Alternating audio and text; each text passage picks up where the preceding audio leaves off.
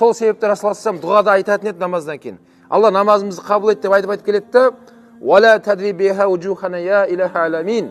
Алла, осы намазымызбен қияметте жүзімізге ұрмаш деп пайғамбар дұға қылатын. Яғни ол намаз былай кетіп жатса, ертең намазбен жүзіңе ұрады дейді. Мынау намаз сен оқығансың ба? Кім оқыған мына намазда? Яғни сондай бір құсқынсыз бейнеге кіреді дейді.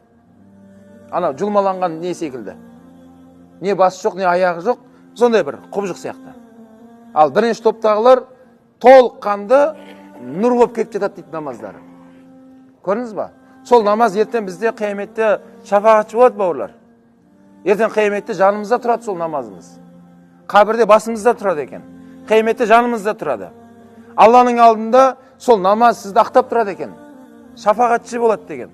Алла, осы пендеңді кешір. Мені қатты сақтайтын еді бұл. Күтіп жүретін, аялайтын мені. Деп намаз сізді қорғап тұрады дейді. Немесе намаз семен дауласады қияметте дейді. Мені қалай жұлмаласаң, Алла жазаңды берсін деген секілді. Сондай сөздер айтады дейді. Сол үшін намаз деген нәрсе бұл жақсы ғой, парыз. Бірақ бүгінгі дәрісіміз қалай болып жатыр? Демек намазымызды ықыласпен дұрыстап орындауымыз қажет.